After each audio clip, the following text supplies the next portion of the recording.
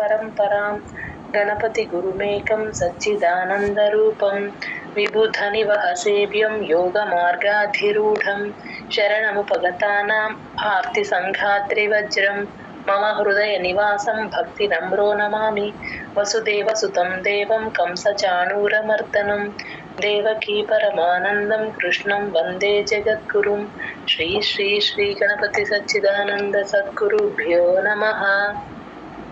जय Gurudatt. 6th chapter 41 శ్లోక తీసుకోండి.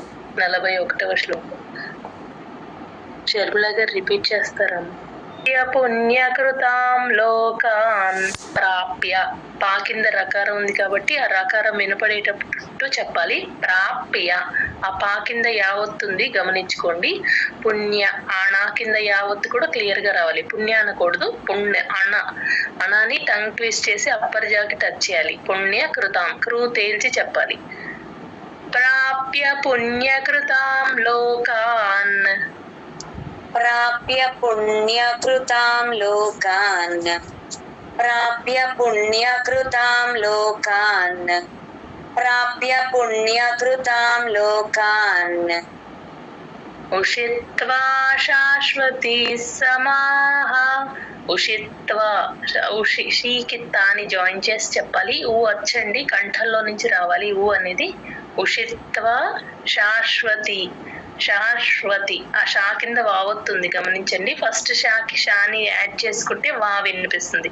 శాష్, అలా శాశ్వతి.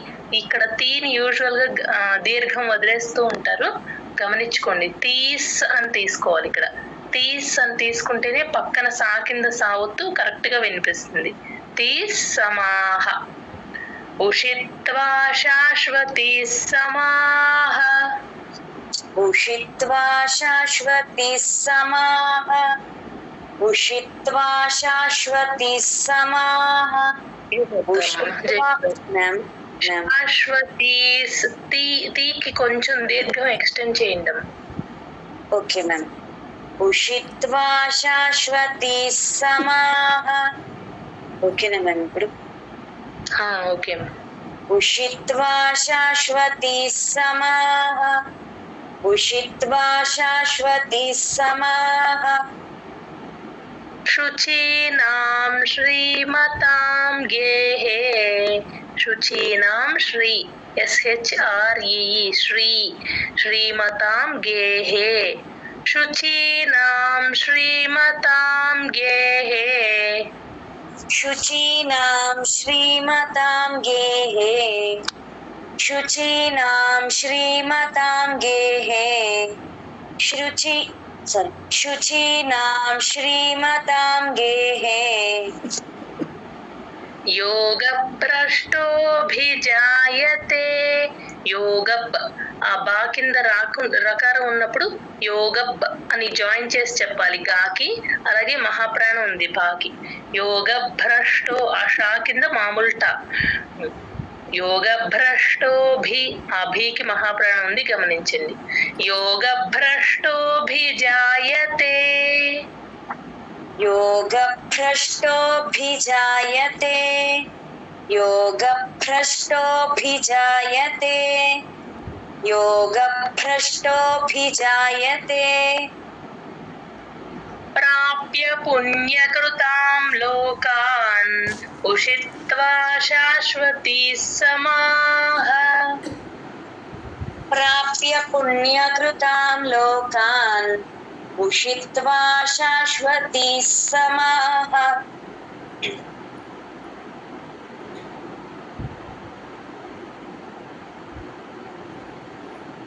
ప్రాప్య పుణ్యకృతాం లోకాన్ ఉషిత్వా శాశ్వతి సమాః. ప్రాప్య పుణ్యకృతాం లోకాన్ ఉషిత్వా శాశ్వతి సమాః. ప్రాప్య పుణ్యకృతాం లోకాన్ ఉషిత్వా శాశ్వతి సమాః. శుచీనాం శ్రీమతాం గేహే योगभ्रष्टोऽभिजायते शुचीनां श्रीमतां गेहे योगभ्रष्ट योगभ्रष्टोऽभिजायते शुचीनां श्रीमतां गेहे योगभ्रष्टोऽभिजायते शुचीनां श्रीमतां गेहे योगभ्रष्टोऽभिजायते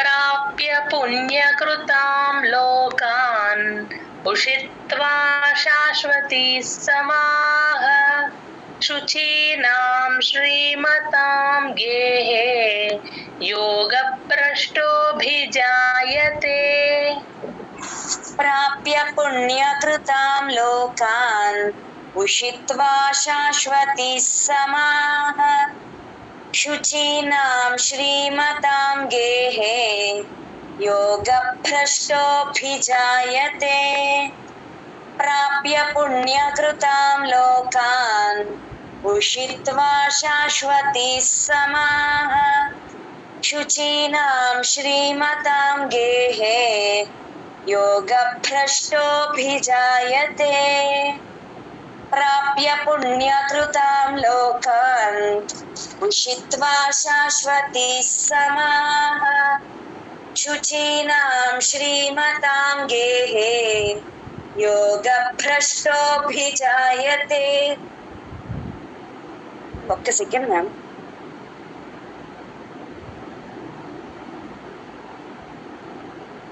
సారీ మ్యామ్ प्राप्य पुण्यकृतां लोकान् उषित्वा शाश्वती समाः शुचीनां श्रीमतां गेहे योगभ्रष्टोऽभिजायते प्राप्य पुण्यकृतां लोकान् उषित्वा शाश्वती समाः ఇక్కడ ఒకసారి శాశ్వతిలో షాకి షాని జాయిన్ చేసి చెప్పాలి. ఒక్కొక్కసారి ప్లేన్ గా ఓకే మ్యామ్ ప్రాప్య పుణ్యకృతాం లోకాన్ ఉషిత్వా శాశ్వతి సమాః శుచీనాం శ్రీమతాం గేహే योगभ्रष्टोऽभिजायते प्राप्य पुण्यकृतां लोकान् उषित्वा शाश्वती समाः शुचीनां श्रीमतां गेहे योगभ्रष्टोऽभिजायते प्राप्य पुण्यकृतां लोकान् उषित्वा शाश्वती समाः మ్యామ్ చెప్పట్లేదా మ్యామ్? కాదమ్మా, శాశ్వతీస్ తీస్. Okay ma'am. ప్రాప్య పుణ్యకృతాం లోకాన్ మ్యామ్ దీనికి కొంచెం దీర్ఘం ఎక్స్టెండ్ చేయండి. Okay ma'am. ప్రాప్య పుణ్యకృతాం లోకాన్ ఉషిత్వా శాశ్వతీ సమాః शुचीनां श्रीमतां गेहे योगभ्रष्टोऽभिजायते प्राप्य पुण्यकृता మ్యామ్ రావట్లేదా మ్యామ్? 7 times అయిపోయింది కదమ్మా, అందుకే అయిపోయింది మ్యామ్. అంటే రాంగ్, అంటే అక్కడ మిస్టేక్ చెప్పాను కదా అని మరొకసారి చెప్తామని. ఓకే లాస్ట్ టైం కరెక్టే చెప్పారు. ఓకే సరిపోతుంది. 42వ శ్లోకం 42nd శ్లోకం. అథవా యోగినామేవ అథ టిహెచ్ అండి, పొట్టలో చుక్క ఉంది గమనించుకోండి. అథవా యోగినామేవ అథవా యోగినామేవ అథవా యోగినామేవ అథవా యోగినామేవ కులే భవతి ధీమతాం. కులే భవతి, భాకి మహాప్రాణం ఉంది గమనించండి. అలాగే ధీమతాంలో ధీకి కూడా మహాప్రాణం ఉంది, ధీకి దీర్ఘం కూడా ఉంది. ధీమతాం కులే భవతి ధీమతాం. కులే భవతి ధీమతాం కులే భవతి ధీమతాం కులే భవతి ధీమతాం ఏతద్ధి దుర్లభతరం ఏ అచ్చండి కంఠంలో నుంచి రావాలి. ఇంగ్లీష్ లెటర్ లో ఏబిసిడిలో ఏ లాగా చెప్తే కరెక్ట్ గా కంఠంలో నుంచి వస్తుంది. ఏ తద్ధి తాకి దాన్ని జాయిన్ చేసి చెప్పాలి. దా కింద దావొత్తు మహాప్రాణం రెండు వినిపించాలి. ఏ తద్ధి దుర్లభ భాకి మహాప్రాణం ఉంది గమనించండి. దుర్లభలో ఏ తద్ధి దుర్లభతరం సారీ ఏ తద్ధి దుర్లభతరం ఏతద్ధి దుర్లభతరం ఏతద్ధి దుర్లభతరం మ్యామ్ ఇప్పుడు కరెక్ట్ గా వచ్చిందమ్మా. ఏతద్ధి దుర్లభతరం లోకే జన్మ యదీదృశం లోకే జన్మ యదీదృశం ద్రుకి వట్రసుడు ఉంది తేల్చి చెప్పాలి, ఎక్కడ జాయిన్ చేయకూడదు. దృశం అంతే. లోకే జన్మ యదీదృశం లోకే జన్మ యదీదృశం లోకే జన్మ యదీదృశం లోకే జన్మ యదీదృశం అథవా యోగినామేవ కులే భవతి ధీమతాం అథవా యోగినామేవ కులే భవతి ధీమతాం అథవా యోగినామేవ కులే భవతి ధీమతాం అథవా యోగినామేవ కులే భవతి ధీమతాం ఏతద్ధి దుర్లభతరం లోకే జన్మ యదీదృశం ఏతద్ధి దుర్లభతరం సారీ మ్యామ్ ఏతద్ధి దుర్లభతరం లోకే జన్మ యదీదృశం ఏతద్ధి దుర్లభతరం లోకే జన్మ యదీదృశం ఏతద్ధి దుర్లభతరం లోకే జన్మ యదీదృశం అథవా యోగినామేవ కులే భవతి ధీమతాం ఏతద్ధి దుర్లభతరం లోకే జన్మ యదీదృశం అథవా యోగినామేవ కులే భవతి ధీమతాం ఏతద్ధి దుర్లభతరం లోకే జన్మ యదీదృశం అథవా యోగినామేవ కులే భవతి ధీమతాం ఏతద్ధి దుర్లభతరం లోకే జన్మ యదీదృశం అథవా యోగినామేవ కులే భవతి ధీమతాం ఏతద్ధి దుర్లభతరం లోకే జన్మ యదీదృశం అథవా యోగినామేవ కులే భవతి ధీమతాం ఏతద్ధి దుర్లభతరం లోకే జన్మ యదీదృశం అథవా యోగినామేవ కులే భవతి ధీమతాం ఏతద్ధి దుర్లభతరం లోకే జన్మ యదీదృశం అథవా యోగినామేవ కులే భవతి ధీమతాం ఏతద్ధి దుర్లభతరం లోకే జన్మ యదీదృశం అథవా యోగినామేవ కులే భవతి ధీమతాం ఏతద్ధి దుర్లభతరం లోకే జన్మ యదీదృశం. జగదత్త 43వ శ్లోకం. శ్లోక నెంబర్ 43. తత్ర తం బుద్ధి సంయోగం తాకి తాని జాయిన్ చేసి చెప్పాలి. తా కింద రకారం ఉంది కాబట్టి తత్ర అనేయకూడదు. తత్ర తత్రతం బుద్ధి భూకి దాని జాయిన్ చేసి చెప్పాలి. దా కింద దావొత్తు మహాప్రాణం రెండు వినిపించాలి. సంయోగం ఇక్కడ యా ముందు ఎప్పుడు సున్నా వచ్చినా సరే నాసిల్ సౌండ్ తో సగమే పలుకుతాం, అనుస్వారాన్ని హాఫ్ పలుకుతాం. సో సంయోగం అయిపోతుంది. బుద్ధి సంయోగం. తత్ర తం బుద్ధి సంయోగం. తత్ర తం బుద్ధి సంయోగం. తత్ర తం బుద్ధి సంయోగం. తత్ర తం బుద్ధి సంయోగం. లభతే పౌర్వదేహికం. లభతేలో భాకి మహాప్రాణం ఉంది, గమనించండి. పౌర్వ పా ప్లస్ ఔ, పౌ ఔ అన్నప్పుడు నోరు ఇలా రౌండ్ గా అవ్వాలి. పౌర్వదేహికం అంతే. లభతే పౌర్వదేహికం. లభతే పౌర్వదేహికం. లభతే పౌర్వదేహికం.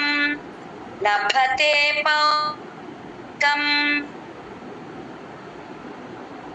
యతతే చ తతో భూయః. భూయాలో భూకి మహాప్రాణం ఉంది, గమనించండి. యతతే చ తతో భూయః. యతతే చ తతో భూయః. యతతే చ తతో భూయః. యతతే చ తతో భూయః. సంసిద్ధౌ కురు నందన. సంసిద్ధౌ దాకి దావత్తు ప్లస్ మహాప్రాణం ఔకారం కూడా ఉంది ఇక్కడ. సంసిద్ధౌ సికి దాన్ని జాయిన్ చేసి దా ప్లస్ ఔ దౌ వినిపించాలి. ప్లస్ నోరు ఔకారం ఎప్పుడు వచ్చినా సరే ఒకటే గమనించుకోండి, ఇలా నోరు ఇలా రౌండ్ గా అయితేనే ఔ కరెక్ట్ గా వస్తుంది. సంసిద్ధౌ కురు నందన. సంసిద్ధౌ కురు నందన. సంసిద్ధౌ కురు నందన. సంసిద్ధౌ కురు నందన. తత్ర తం బుద్ధి సంయోగం లభతే పౌర్వదేహికం. తత్ర తం బుద్ధి సంయోగం లభతే పౌర్వదేహికం. తత్ర తం బుద్ధి సంయోగం లభతే పౌర్వదేహికం. తత్ర తం బుద్ధి సంయోగం లభతే పౌర్వదేహికం. యతతే చ తతో భూయః. సంసిద్ధౌ కురు నందన. యతతే చ తతో భూయః. సంసిద్ధౌ కురు నందన. యతతే చ తతో భూయః. సంసిద్ధౌ కురు నందన. యతతే చ తతో భూయః. సంసిద్ధౌ కురు నందన. తత్ర తం బుద్ధి సంయోగం లభతే పౌర్వదేహికం. యతతే చ తతో భూయః. సంసిద్ధౌ కురు నందన. తత్ర తం బుద్ధి సంయోగం లభతే పౌర్వదేహికం. యతతే చ తతో భూయః. సంసిద్ధౌ కురు నందన. తత్ర తం బుద్ధి సంయోగం లభతే పౌర్వదేహికం. యతతే చ తతో భూయః. సంసిద్ధౌ కురు నందన. తత్ర తం బుద్ధి సంయోగం లభతే పౌర్వదేహికం. యతతే చ తతో భూయః. సంసిద్ధౌ కురు నందన. తత్ర తం బుద్ధి సంయోగం లభతే పౌర్వదేహికం. యతతే చ తతో భూయః. సంసిద్ధౌ కురు నందన. తత్ర తం బుద్ధి సంయోగం లభతే పౌర్వదేహికం. యతతే చ తతో భూయః. సంసిద్ధౌ కురు నందన. తత్ర తం బుద్ధి సంయోగం లభతే పౌర్వదేహికం. యతతే చ తతో భూయః. సంసిద్ధౌ కురు నందన. తత్ర తం బుద్ధి సంయోగం లభతే పౌర్వదేహికం. యతతే చ తతో భూయః. సంసిద్ధౌ కురు నందన. జగదత్తన 44వ శ్లోకం, శ్లోక నెంబర్ 44. పూర్వాభ్యాసేన తేనైవ. పూర్వ రా కింద వావొత్తు, పూకి రాకి బాకి అన్ని దీర్ఘాలు ఉన్నాయి గమనించండి. పూర్వాభ్యాసేన భా కింద మహాప్రాణం యావత్తు రెండు వినపడాలి. పూర్వాభ్యాసేన తేనైవ నాకి ఐత్వం నైవ తే ప్లస్ నే నా ప్లస్ ఐ నై అవుతుంది. అక్కడ ఒక్కసారి గమనించుకోండి. తే నైవ యూజువల్ గా తేనె అని పెట్టేస్తుంటారు, అది ఐకారం. తే నైవ. పూర్వాభ్యాసేన తేనైవ. పూర్వాభ్యాసేన తేనైవ. పూర్వాభ్యాసేన తేనైవ. పూర్వాభ్యాసేన తేనైవ.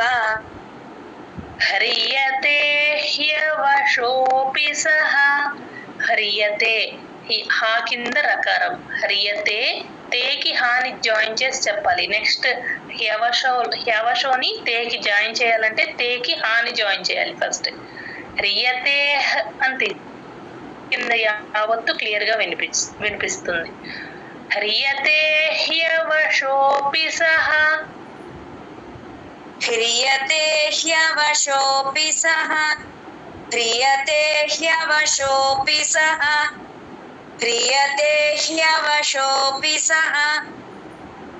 జిజ్ఞాసురపి యోగస్య. జి మామూలు ప్లేన్ జి, జిజ్ఞా జిఎన్వైఏ జ్ఞా. జిజ్ఞాసు జిజ్ఞాసురపి యోగస్య అంతే. దీర్ఘాలు లేని చోట దీర్ఘాలు పెట్టద్దు, యోగస్య కట్ చేయాలి. యోగస్య అని అలా దీర్ఘం లేని చోట అలా ఎక్స్టెండ్ చేయకూడదు. జిజ్ఞాసురపి యోగస్య. జిజ్ఞాసురపి యోగస్య. జిజ్ఞాసురపి యోగస్య. జిజ్ఞాసురపి యోగస్య. శబ్ద బ్రహ్మాతి వర్తతే. శబ్ద బా కింద ప్లేన్ దావొత్తు. ఇక్కడ మహాప్రాణాలు ఏమీ లేవండి, ఒక్కసారి గమనించుకోండి. అందరూ మహాప్రాణం పెట్టేస్తూ ఉంటారు శబ్దాకి. శబ్ద ఆ బాని దాకి జాయిన్ చేసి చెప్పాలి. బా కింద రకారం ఎప్పుడు వచ్చినా సరే రెండు పెదాలు లోపలికి క్లోజ్ చేస్తే కరెక్ట్ గా బా కింద రకారం వినిపిస్తుంది. బ్రహ్మ హా కింద మా ఒత్తు వచ్చినప్పుడు ఫస్ట్ మా చెప్పి తర్వాత హా చెప్తాం. BRAMHA బ్రహ్మ. ఇక్కడ హాకి దీర్ఘం ఉంది, బ్రహ్మ. ఓకేనా, గమనించుకోండి. శబ్ద బ్రహ్మాతి వర్తతే. శబ్ద బ్రహ్మాతి వర్తతే. శబ్ద బ్రహ్మాతి వర్తతే. శబ్ద బ్రహ్మాతి వర్తతే. పూర్వాభ్యాసేన తేనైవ హ్రియతే హ్యవశోపి సహ. పూర్వాభ్యాసేన తేనైవ హ్రియతే హ్యవశోపి సహ. పూర్వాభ్యాసేన తేనైవ హ్రియతే హ్యవశోపి సహ. హ్రియతే తేకి హాని జాయిన్ చేసి చెప్పండి. హ్రియతే. ఓకే. పూర్వాభ్యాసేన తేనైవ హ్రియతే హ్యవశోపి సహ. పూర్వాభ్యాసేన తేనైవ హ్రియతే హ్యవశోపి సహ. పూర్వాభ్యాసేన తేనైవ హ్రియతే హ్యవశోపి సహ. జిజ్ఞాసురపి యోగస్య శబ్ద బ్రహ్మాతి వర్తతే. జిజ్ఞాసురపి యోగస్య శబ్ద బ్రహ్మాతి వర్తతే. జిజ్ఞాసురపి యోగస్య శబ్ద బ్రహ్మాతి వర్తతే.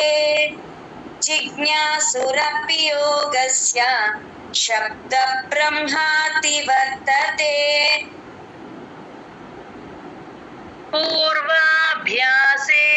తేనైవ ह्रियते ह्यवशोऽपि सः जिज्ञासुरपि योगस्य शब्दब्रह्माति वर्तते। पूर्वाभ्यासेन तेनैव क्रियते ह्यवशोऽपि सः जिज्ञासुरपि योगस्य शब्दब्रह्माति वर्तते। पूर्वाभ्यासेन तेनैव क्रियते ह्यवशोऽपि सः जिज्ञासुरपि योगस्य शब्दब्रह्माति वर्तते। पूर्वाभ्यासेन तेनैव क्रियते ह्यवशोऽपि सः जिज्ञासुरपि योगस्य शब्दब्रह्माति वर्तते।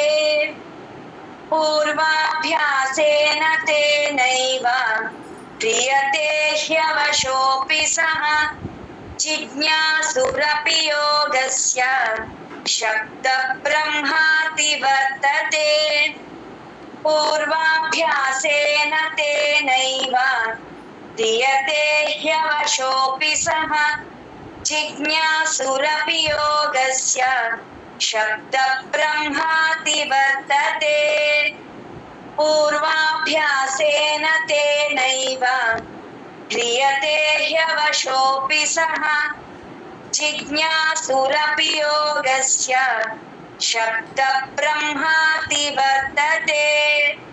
पूर्वाभ्यासेन तेनैव क्रियते ह्यवशोऽपि सः जिज्ञासुरपि योगस्य शब्दब्रह्माति वर्तते।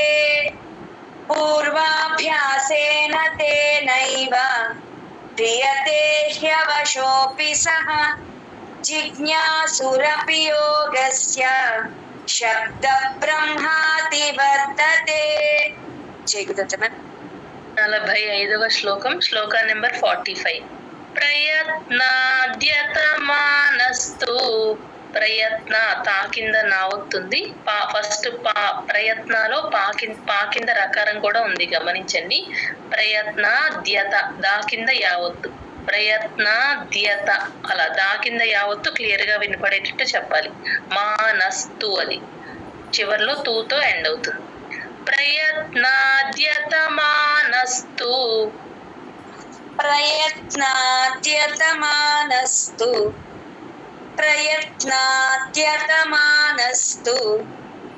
ప్రయత్నాద్యతమానస్తు. యోగి సంశుద్ధ కిల్బిషః.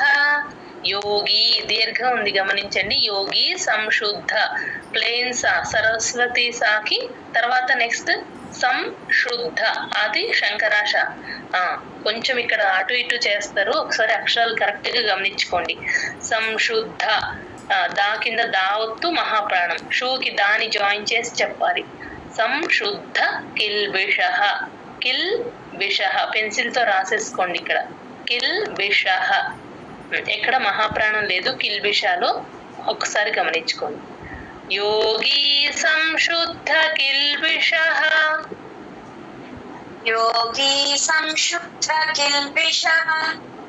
యోగి సంశుద్ధ కిల్బిషః. యోగి సంశుద్ధ కిల్బిషః. అనేక జన్మ సంసిద్ధ.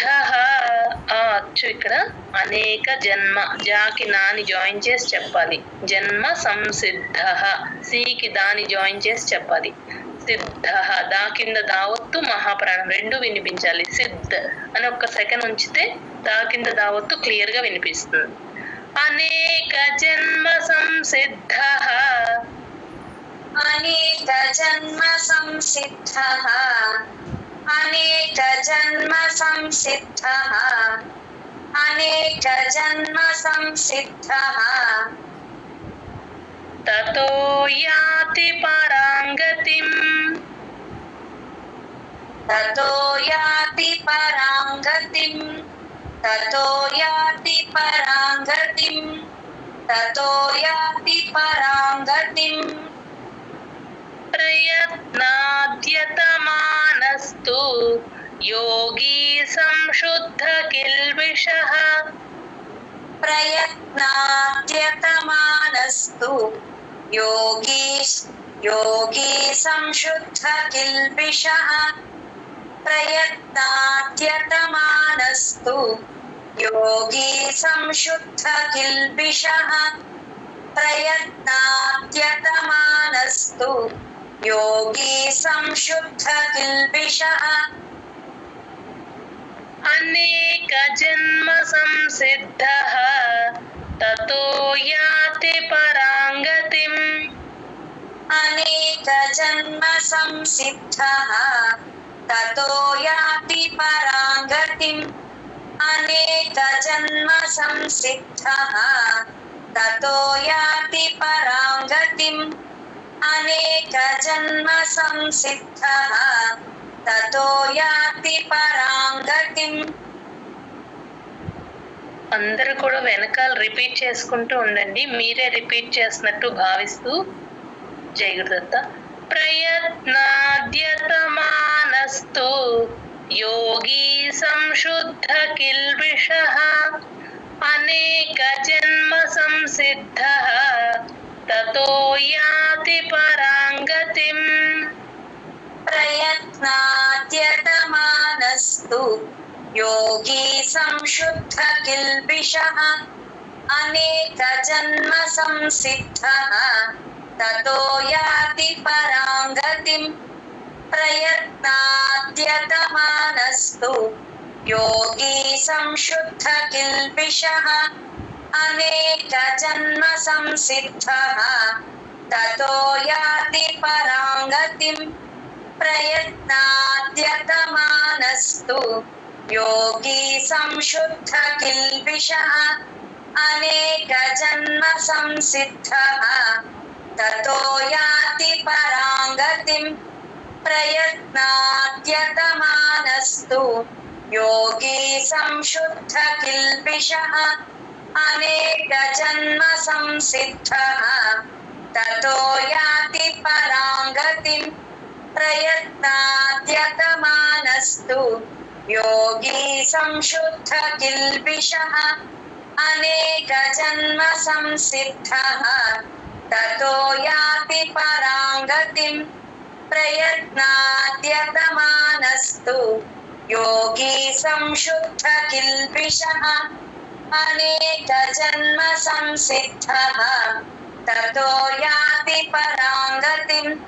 ప్రయత్నాద్యతమానస్తు యోగి సంశుద్ధ కిల్బిషః. అనేక జన్మ సంసిద్ధః తతో యాతి పరాంగతిం. ప్రయత్నాద్యతమానస్తు యోగి సంశుద్ధ కిల్బిషః. అనేక జన్మ సంసిద్ధః తతో యాతి పరాంగతిం. 46వ శ్లోకం, శ్లోక నెంబర్ 46. ఈ శ్లోకం కొంచెం జాగ్రత్తగా గమనించండి. అన్ని మహాప్రాణాలు, యావత్తులు అన్ని ఎక్కువ ఉంటాయి, కొంచెం హార్డ్ వర్డ్ లాగా ఉంటాయి. అన్ని కూడా కొంచెం జాగ్రత్తగా గమనించండి. తపస్విభ్యోధికో యోగి. తపస్విభ్యో, భాకి మహాప్రాణం యావత్తు ఉంది, అలాగే ధీకి మహాప్రాణం ఉంది.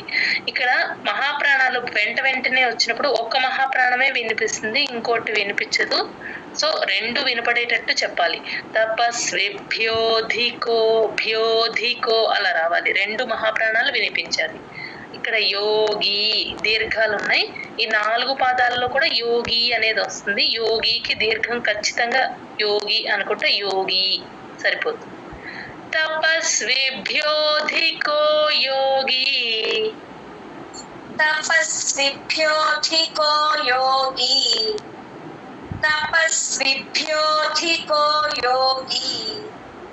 తపస్విభ్యోధికో యోగి. జ్ఞానిభ్యోపి మతోధికః. జ్ఞ, GNYA, జ్ఞ. యాతో ఎండేటట్టు చూసుకోండి. జ్ఞానిభ్యో, ఇక్కడ కూడా అంతే. భాకి మహాప్రాణము యావత్తు, భ్యో జ్ఞానిభ్యోపి మతోధికః. ధీకి కూడా మహాప్రాణం ఉంది, గమనించండి. జ్ఞానిభ్యోపి మతోధికః. జ్ఞానిభ్యోపి మతోధికః. జ్ఞానిభ్యోపి మతోధికః. జ్ఞానిభ్యోపి మతోధికః. కర్మిభ్యశ్చాధికో యోగి. ఇక్కడ కొంచెం కేర్ఫుల్ గా చెప్పాలి. కర్మిభ్య, బాకి మహాప్రాణము యావత్తు కర్మిభ్యష్ అని తీసుకోవాలి. ఆ షా కింద చావత్తు ఎప్పుడు వచ్చినా సరే ఫస్ట్ ష తీసుకొని తర్వాత చాతో ల్యాండ్ అయ్యేటట్టు చూసుకోండి అందరూ కూడా. కర్మిభ్యశ్చాధికో, ధీకి మహాప్రాణం ఉంది, గమనించండి. కర్మిభ్యశ్చాధికో యోగి. కర్మిభ్యశ్చాధికో యోగి. కర్మిభ్యశ్చాధికో యోగి. కర్మిభ్యశ్చాధికో యోగి. తస్మాత్ యోగి భవార్జున. ఇక్కడ తస్మాత్ మాకి దాన్ని జాయిన్ చేసి చెప్తే దా కింద యావత్తు క్లియర్ గా వినిపిస్తుంది. తస్మాత్ యోగి భవార్జున. భాకి మహాప్రాణం ఉంది, భవార్జున అంతే. రా కింద జావత్తు వచ్చినప్పుడు భవార్ అలా సౌండ్ రాకూడదు, భవార్జున సరిపోతుంది. తస్మాత్ యోగి భవార్జున. తస్మాత్ యోగి భవార్జున. తస్మాత్ యోగి భవార్జున. తస్మాత్ యోగి భవార్జున. తపస్విభ్యోధికో యోగి జ్ఞానిభ్యోపి మతోధికః. తపస్విభ్యోధికో యోగి జ్ఞానిభ్యోపి మతోధికః.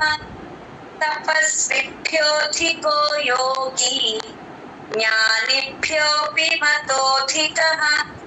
తపస్విభ్యోధికో యోగి జ్ఞానిభ్యోపి మతోధికః. కర్మిభ్యశ్చాధికో యోగి తస్మాత్ యోగి భవార్జున. కర్మిభ్యశ్చాధికో యోగి తస్మాత్ యోగి భవార్జున. కర్మిభ్యశ్చాధికో యోగి తస్మాత్ యోగి భవార్జున. కర్మిభ్యశ్చాధికో యోగి తస్మాత్ యోగి భవార్జున. తపస్విభ్యోధికో యోగి జ్ఞానిభ్యోపి మతోధికః. కర్మిభ్యశ్చాధికో యోగి తస్మాత్ యోగి భవార్జున. తపస్విభ్యోధికో యోగి జ్ఞానిభ్యోపి మతోధికః. కర్మిభ్యశ్చాధికో యోగి తస్మాత్ యోగి భవార్జున. తపస్విభ్యోధికో యోగి జ్ఞానిభ్యోపి మతోధికః. కర్మిభ్యశ్చాధికో యోగి తస్మాత్ యోగి భవార్జున. తపస్విభ్యో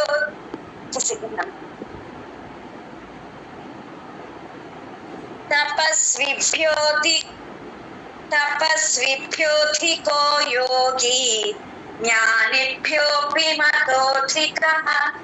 కర్మిభ్యశ్చాధికో యోగి తస్మాత్ యోగి భవార్జున. తపస్విభ్యోధికో యోగి జ్ఞానిభ్యోపి మతోధికః. కర్మిభ్యశ్చాధికో యోగి తస్మాత్ యోగి భవార్జున.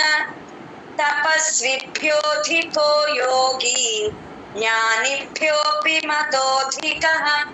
కర్మిభ్యశ్చాధికో యోగి తస్మాత్ యోగి భవార్జున. తపస్విభ్యోధికో యోగి జ్ఞానిభ్యోపి మతోధికః. కర్మిభ్యశ్చాధికో యోగి తస్మాత్ యోగి భవార్జున. చేయగలుగుతా మ్యామ్? ఈ చాప్టర్ లో లాస్ట్ శ్లోక అండి ఇది, 47వ శ్లోకం, శ్లోక నెంబర్ 47. యోగినామపి సర్వేషాం యోగినామపి సర్వేషాం యోగినామపి సర్వేషాం యోగినామపి సర్వేషాం మద్గతేనాంతరాత్మనా. మద్గతే, దా తర్వాత గా ఉంది, దా కింద గా వస్తుందండి, గమనించండి. మాకి దాని జాయిన్ చేసి చెప్పాలి. గతే పైన పెన్సిల్ తో రాసేసుకోండి, గతే అని. నాంతరాత్మన, రాకి తాని జాయిన్ చేసి చెప్పాలి. రాత్మన అని ప్లెయిన్ గా కాకుండా రాత్మన. ఇక్కడ ఆత్మ సంయమ యోగం కాబట్టి ఆత్మ అని చెప్పకూడదు ప్లెయిన్ గా. ఆత్మ ఎక్కడొచ్చినా సరే తాకి మాని జాయిన్ చేస్తే చెప్పాలి. ఆకి తాని, తాకి మాని, ఆత్మ, అంతే. మద్గతేనాంతరాత్మనా మద్గతేనాంతరాత్మనా మద్గతేనాంతరాత్మనా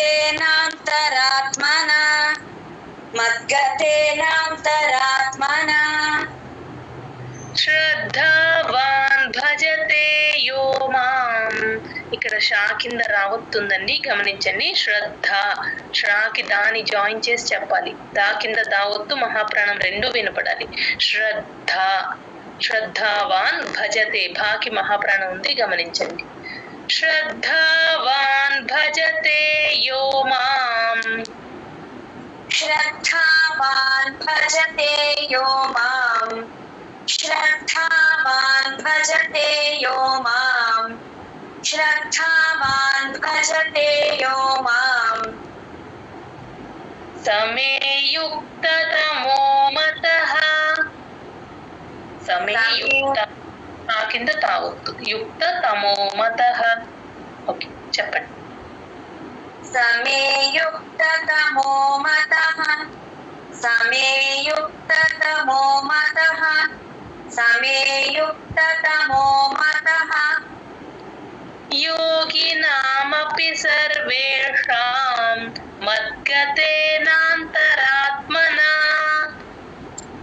యోగినామపి సర్వేషాం మద్గతేనాంతరాత్మనా యోగినామపి సర్వేషాం మద్గతేనాంతరాత్మనా యోగినామపి సర్వేషాం మద్గతేనాంతరాత్మనా శ్రద్ధావాన్ భజతే యో మాం సమేయుక్తతమో మతః. శ్రద్ధావాన్ భజతే యో మాం సమేయుక్తతమో మతః శ్రద్ధావాన్ భజతే యో మాం సమేయుక్తతమో మతః శ్రద్ధావాన్ భజతే యో మాం సమేయుక్తతమో మతః యోగినామపి సర్వేషాం మద్గతేనాంతరాత్మనా శ్రద్ధావాన్ భజతే యో మాం సమేయుక్తతమో మతః. యోగినామపి సర్వేషాం మద్గతేనాంతరాత్మనా శ్రద్ధావాన్ భజతే యో మాం సమేయుక్తతమో మతః యోగినామపి సర్వేషాం మద్గతేనాంతరాత్మనా శ్రద్ధావాన్ భజతే యో మాం సమేయుక్తతమో మతః యోగినామపి సర్వేషాం మద్గతేనాంతరాత్మనా శ్రద్ధావాన్ భజతే యో మాం సమేయుక్తతమో మతః యోగినామపి సర్వేషాం మద్గతేనాంతరాత్మనా శ్రద్ధావాన్ భజతే యో మాం సమే యుక్తతమో మతః యోగినామపి సర్వేషాం మద్గతేనాంతరాత్మనా శ్రద్ధావాన్ భజతే యో మాం సమే యుక్తతమో మతః యోగినామపి సర్వేషాం మద్గతేనాంతరాత్మనా శ్రద్ధావాన్ భజతే యో మాం సమే యుక్తతమో మతః యోగినామపి సర్వేషాం మద్గతేనాంతరాత్మనా శ్రద్ధావాన్ భజతే యో మాం సమే యుక్తతమో మతః. ఓం తత్సదితి. ఓం వచ్చండి, తత్ సదితి. ఇక్కడ తస్స అనేస్తారు, తస్స అనకూడదు, తత్ తా కూడా వినిపించాలి. తత్ సదితి పైన పెన్సిల్ తో రాసేసుకోండి. శ్రీమద్ భగవద్గీతాసు శ్రీ SHREE శ్రీమద్ భగవద్గీత. మనం అందరం చదువుతుంది భగవద్గీత. అందరూ ఏం నేర్చుకుంటున్నారంటే నేను భగవద్గీత అనేస్తారు, అలా అనకూడదు. భగవద్గీత. ఈ రోజు నుంచి భాకి మహాప్రాణం పెట్టండి. భగవద్గీతాసు. ఉపనిషత్సు. ఊ అచ్చు కంఠంలో నుంచి రావాలి. ఉపనిషత్సు. ఇక్కడ కూడా అంతే, సూతో ఎండ్ అవుతుంది, గమనించుకోండి. ఉపనిషత్ సు అంతే. బ్రహ్మ BRAMHA. హా కింద మా అవుతుంది కాబట్టి మా ఫస్ట్ చెప్పి తర్వాత హా చెప్తాం. బ్రహ్మ విద్యాయాం. తా కింద యావత్తు. యోగ శాస్త్రే. సా కింద తావత్తు రకారం రెండు వినిపించాలి. యోగ శాస్త్రే. శ్రీకృష్ణార్జున సంవాదే. శ్రీకృష్ణ తేల్చి చెప్పాలి, ఇక్కడ స్ట్రెస్ ఇవ్వకూడదు కృకి. కృష్ణ. ఆ షా కింద నా కూడా క్లియర్ గా వినిపించాలి. కృష్ణార్జున సంవాదే. దేకి దీర్ఘం ఉంది, గమనించండి. అక్కడ కామాలు వచ్చినప్పుడు చిన్నగా పాజ్ ఇచ్చుకోవచ్చు మీరు. ఆత్మ సంయమ యోగో నామ. ఆ రెండో ఆది. ఆత్మ ఇందాక మనం చెప్పుకున్నాం కదా, ఆత్మ అనకుండా ఆత్మ సంయమ. నాసిల్ సౌండ్ రావాలి. యా ముందు సున్నా వచ్చింది కాబట్టి సంయమ అలా రావాలి. ఆత్మ సంయమ యోగో నామ షష్ఠో. అదే ఆ షా సెకండ్ సా రెండు ముద్దగా పలకాలి. కొంచెం టంగన్ లోపలికి ట్విస్ట్ చేస్తే ఆ షా కొంచెం కరెక్ట్ గా వినిపిస్తుంది. షష్ఠోధ్యాయ. ఆ ధా కింద మహాప్రాణం యావత్తు రెండు వినిపించాలి. ఇక్కడ ధ్యాయ అనేస్తారు, గమనించుకోండి. ధ్యానం అని పలికి ధ్యానంలో ధ్యా ఎలా వస్తుందో అధ్యాయంలో అధ్యాయ కూడా అలాగే రావాలి. ధ్యాయ. ఓకేనా? జై గురుదత్త. ఓం తత్సదితి శ్రీమద్భగవద్గీతాసు ఉపనిషత్సు బ్రహ్మ విద్యాయాం యోగశాస్త్రే శ్రీకృష్ణార్జున సంవాదే ఆత్మ సంయమ యోగో నామ షష్ఠోధ్యాయః. ఓం తత్సదితి శ్రీమద్భగవద్గీతాసు ఉపనిషత్సు బ్రహ్మ విద్యాయాం యోగశాస్త్రే శ్రీకృష్ణార్జున సంవాదే ఆత్మ సంయమ యోగో నామ షష్ఠోధ్యాయః. ఓం శ్రీ పరమాత్మనే నమః. అథ సప్తమోధ్యాయః. జ్ఞాన విజ్ఞాన యోగః. శ్రీ భగవానువాచ మయ్యాసక్తమనః పార్థ. 6th చాప్టర్ అయిపోయిందండి, 7th స్టార్ట్ చేస్తున్నాము. 7th చాప్టర్ లో ప్రతి చాప్టర్ కి పైన ఓం శ్రీ పరమాత్మనే నమః అని పెన్సిల్ తో రాసేసుకోండి. ప్రతి చాప్టర్ స్టార్ట్ చేసినప్పుడు అలాగే చెప్తాం, except first chapter. First chapter కి మాత్రమే శ్రీకృష్ణాయ పరమాత్మనే నమః అని చెప్తాం. మిగతా వాటన్నిటికీ ఓం శ్రీ పరమాత్మనే నమః. ఇక్కడ కూడా అంతే, పరమాత్మ పరమాత్మ మాకి తాని జాయిన్ చేసి చెప్పాలి. అథ సప్తమోధ్యాయః. అథ THA సప్తమోధ్యాయః కలిపి చెప్పాలి. ఇక్కడ గ్యాప్ ఇవ్వకూడదు. అథ తర్వాత ఎప్పుడు గ్యాప్ ఇస్తామంటే అచ్చు వస్తుంది, నెక్స్ట్ చాప్టర్ వస్తుంది అష్టమోధ్యాయ, అప్పుడు ఆకి ఆ అచ్చు కాబట్టి అప్పుడు అథ అష్టము అంటాం. ఇప్పుడు సప్తము కాబట్టి సా అచ్చు కాదు కాబట్టి జాయిన్ చేసుకునే చెప్పాలి. అర్థ సప్తమోధ్యాయ, ఠాకి మహాప్రాణం యావత్తు. జ్ఞాన, ఇది కొంచెం కేర్ఫుల్ గా అందరికి ఇప్పుడు అలవాటు అయిపోయే ఉంటుంది, అయినా సరే GNYA, జ్ఞాన విజ్ఞాన యోగ. ఇక్కడ జ్ఞానం చాలా ఎక్కువ వస్తుంది ఈ పాటలో, ఈ చాప్టర్ లో కొంచెం గమనించుకోండి. జ్ఞానాలు ఎక్కడొచ్చినా సరే కరెక్ట్ గా ప్రొనౌన్స్ చేసేటట్టు చూసుకోండి. జ్ఞాన విజ్ఞాన యోగ. శ్రీ భగవానువాచ, శ్రీ భగవాన్, భాకి మహాప్రాణం ఉంది గమనించండి. మయ్యా సక్తమనాః పార్థ, మయ్యా సక్త, యా కింద యావత్తు, మయ్యా సక్త, కా కింద తావత్తు. మయ్యా సక్త మనాఫ్, నా తర్వాత ఉన్న విసర్గ ఎఫ్ సౌండ్, ఎఫ్ లాగా చెప్తాం, ఎఫ్ సౌండ్ గా విసర్గని స్ట్రైక్ చేసి ఎఫ్ అని రాసేసుకోండి. పా ముందు ఎప్పుడు విసర్గ వచ్చినా ఎఫ్ సౌండే చెప్తాం.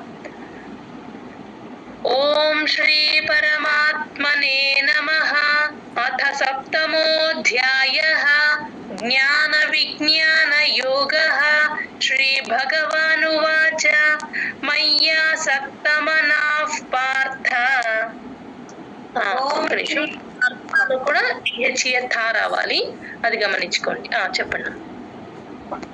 ఓం శ్రీ పరమాత్మనే నమః. అథ సప్తమోధ్యాయః, జ్ఞాన విజ్ఞాన యోగః. శ్రీ భగవానువాచ, మయ్యా సక్తమనాః పార్థ, మయ్యా సక్తమనాః పార్థ, మయ్యా సక్తమనాః పార్థ. యోగం యుంజన్మదాశ్రయః, యోగం యుంజన్మదాశ్రయః. దాకి షాని జాయిన్ చేసి చెప్పాలి. దాష్ అని తీసుకుంటే షా కింద రకారం క్లియర్ గా వినిపిస్తుంది. మదాశ్రయః అంతే.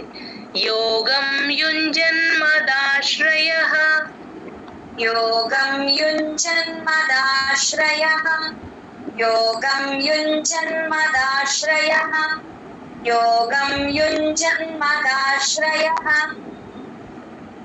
అసంశయం సమగ్రం మాం, అసంశయం. ఫస్ట్ ది సా సరస్వతి సా, తర్వాత ఉంది శంకరాశ. అసంశయం సమగ్రం, అమాకి గాని జాయిన్ చేసి చెప్పాలి. గా కింద రకారం ఎప్పుడొచ్చినా సరే, రకారాలు ఎక్కడొచ్చినా సరే ముందు అక్షరానికి జాయిన్ చేసే చెప్పాలి. సమగ్రం అనేయకూడదు. సమగ్రం, మాకి గాని జాయిన్ చేసి ఒక్క సెకండ్ ఆపితే గా కింద రకారం వినిపిస్తుంది. అసంశయం సమగ్రం మాం, అసంశయం సమగ్రం మాం, అసంశయం సమగ్రం మాం, అసంశయం సమగ్రం మాం. ఇది కొంచెం హార్డ్ వర్డ్, ఒక్కసారి జాగ్రత్తగా చూసుకోండి. యథా జ్ఞాస్యసి తచ్ఛృణు, యథా టిహెచ్ఏ థాది, యథా జ్ఞాస్యసి GNYA, జ్ఞా స్యసి సా కింద యావత్తు. జ్ఞాస్యసి తచ్ఛృణు, తాకి చాని జాయిన్ చేసి చెప్పాలి. చా కింద చావత్తు, మహాప్రాణం, వట్రసుడి మూడు వినిపించాలి. తచ్ ఛృణు, తాకి జాయిన్ చేసి తచ్ఛృణు, గాలి బయటికి వదలాలి. చా కింద చావత్తు పడాలంటే ఆనా కూడా చివర్లో నువ్వు అనా అని యూజువల్ గా నాలాగా చెప్పేస్తూ ఉంటారు ఇక్కడ, ఒకసారి గమనించుకోండి. తచ్ఛృణు అలా రావాలి. యథా జ్ఞాస్యసి తచ్ఛృణు, యథా జ్ఞాస్యసి తచ్ఛృణు, యథా జ్ఞాస్యసి తచ్ఛృణు, యథా జ్ఞాస్యసి తచ్ఛృణు. శ్రీ భగవానువాచ, మయ్యా సక్తమనాః పార్థ, యోగం యుంజన్మదాశ్రయః. శ్రీ భగవానువాచ, మయ్యా సక్తమనాః పార్థ, యోగం యుంజన్మదాశ్రయః. మయ్యా సక్తమనాః పార్థ, యోగం యుంజన్మదాశ్రయః. మయ్యా సక్తమనాః పార్థ, యోగం యుంజన్మదాశ్రయః. అసంశయం సమగ్రం మాం, యథా జ్ఞాస్యసి తచ్ఛృణు. असंशयं समग्रं मां यथा ज्ञास्यसि तच्छृणु असंशयं समग्रं मां यथा ज्ञास्यसि तच्छृणु असंशयं समग्रं मां यथा ज्ञास्यसि तच्छृणु श्रीभगवानुवाच मय्यासक्तमनः पार्थ योगं युञ्जन्मदाश्रयः असंशयं समग्रं मां यथा ज्ञास्यसि तच्छृणु श्रीभगवानुवाच मय्यासक्तमनः पार्थ योगं युञ्जन्मदाश्रयः असंशयं समग्रं मां यथा ज्ञास्यसि तच्छृणु मय्यासक्तमनः पार्थ योगं युञ्जन्मदाश्रयः असंशयं समग्रं मां यथा ज्ञास्यसि तच्छृणु मय्यासक्तमनः पार्थ योगं युञ्जन्मदाश्रयः असंशयं समग्रं मां यथा ज्ञास्यसि तच्छृणु मय्यासक्तमनः पार्थ योगं युञ्जन्मदाश्रयः असंशयं समग्रं मां यथा ज्ञास्यसि तच्छृणु मय्यासक्तमनः पार्थ योगं युञ्जन्मदाश्रयः असंशयं समग्रं मां यथा ज्ञास्यसि तच्छृणु मय्यासक्तमनः पार्थ योगं युञ्जन्मदाश्रयः असंशयं समग्रं मां यथा ज्ञास्यसि तच्छृणु मय्यासक्तमनः पार्थ योगं युञ्जन्मदाश्रयः असंशयं समग्रं मां यथा ज्ञास्यसि तच्छृणु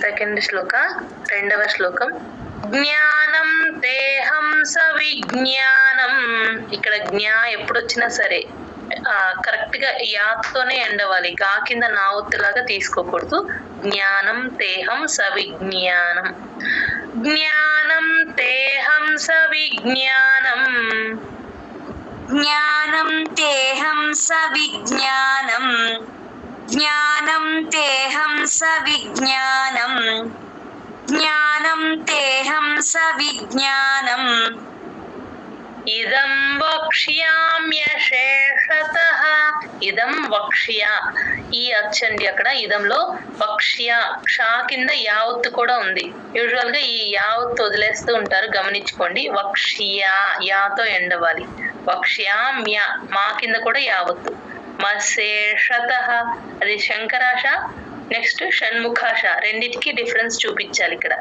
శేషతః అలా పలకాలి ఇదం వక్ష్యామ్యశేషతః ఇదం వక్ష్యామ్యశేషతః ఇదం వక్ష్యామ్యశేషతః ఇదం వక్ష్యామ్యశేషతః యజ్ఞాత్వా నేహ భూయోన్యత్ యజ్ఞాత్వా జాని జాకి పొల్లు అంతే అది అని జెడ్ సౌండ్ రాకూడదమ్మా యజ్ అంతే యజ్ జ్ఞాత్వా జ్ఞాకి తాని జాయిన్ చేసి చెప్పాలి జ్ఞాత్వా అని ప్లేన్ గా కాకుండా జ్ఞాత్వా నేహ భూయోన్యత్ భూకి మహాప్రాణం ఉంది గమనించండి యజ్ జ్ఞాత్వా నేహ భూయోన్యత్ యజ్ఞాత్వా నేహ భూయోన్యత్ యజ్ఞాత్వా నేహ భూయోన్యత్ యజ్ఞాత్వా నేహ భూయోన్యత్ జ్ఞాతవ్యమవశిష్యతే జ్ఞాతవ్య వా కింద యావత్తుంది మవశిష్యతే ఇక్కడ కూడా అంతే శంకరాశ షణ్ముఖాశ రెండు వచ్చినప్పుడు రెండిటికి డిఫరెన్స్ చూపించాలి శిష్యతే షా కింద యావత్తు కూడా ఉంది గమనించండి ज्ञातव्यमवशिष्यते ज्ञातव्यमवशिष्यते ज्ञातव्यमवशिष्यते ज्ञातव्यमवशिष्यते ज्ञानं तेऽहं सविज्ञानम् इदं वक्ष्याम्यशेषतः ज्ञानं तेऽहं सविज्ञानम् इदं वक्ष्याम्यशेषतः ज्ञानं तेऽहं सविज्ञानम् इदं वक्ष्याम्यशेषतः ज्ञानं तेऽहं सविज्ञानम् इदं वक्ष्याम्यशेषतः यज्ज्ञात्वा नेह भूयोऽन्यत् ज्ञातव्यमवशिष्यते यज्ज्ञात्वा नेह भूयोऽन्यत् ज्ञातव्यमवशिष्यते यज्ज्ञात्वा नेह भूयोऽन्यत् ज्ञातव्यमवशिष्यते यज्ज्ञात्वा नेह भूयोऽन्यत् ज्ञातव्यमवशिष्यते ज्ञानं तेऽहं सविज्ञानम् इदं वक्ष्याम्यशेषतः यज्ज्ञात्वा नेह भूयोऽन्यत् ज्ञातव्यमवशिष्यते ज्ञानं तेऽहं सविज्ञानम् इदं वक्ष्याम्यशेषतः यज्ज्ञात्वा नेह भूयोऽन्यत् ज्ञातव्यमवशिष्यते ज्ञानं तेऽहं सविज्ञानम् इदं वक्ष्याम्यशेषतः यज्ज्ञात्वा नेह भूयोऽन्यत् ज्ञातव्यमवशिष्यते ज्ञानं तेऽहं सविज्ञानम् इदं वक्ष्याम्यशेषतः यज्ज्ञात्वा नेह भूयोऽन्यत् ज्ञातव्यमवशिष्यते ज्ञानं तेऽहं सविज्ञानम् इदं वक्ष्याम्यशेषतः यज्ज्ञात्वा नेह भूयोऽन्यत् ज्ञातव्यमवशिष्यते ज्ञानं तेऽहं सविज्ञानम् इदं वक्ष्याम्यशेषतः यज्ज्ञात्वा नेह भूयोऽन्यत् ज्ञातव्यमवशिष्यते ज्ञानं तेऽहं सविज्ञानम् इदं वक्ष्याम्यशेषतः यज्ज्ञात्वा नेह भूयोऽन्यत्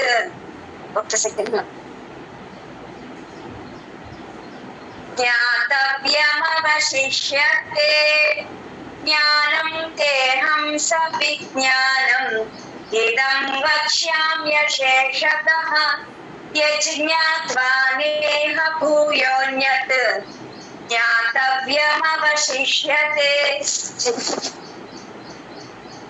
జయదత్త కావ్య గారు హ్యాండ్ రైస్ చేస్తారా? జయదత్త ఓకే.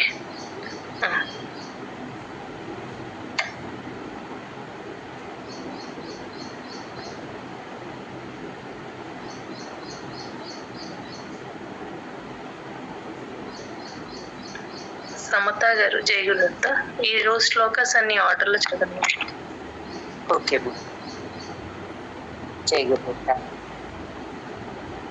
ప్రాప్య పుణ్యకృతాం లోకాన్ ఉషిత్వా శాశ్వతీ సమాః శుచీనాం శ్రీమతాం గేహే యోగభ్రష్టోభిజాయతే అథవా యోగినామేవ కులే భవతి ధీమతాం ఏతద్ధి దుర్లభతరం లోకే జన్మ యదీదృశం తత్ర తం బుద్ధి సంయోగం లభతే పౌర్వదేహికం.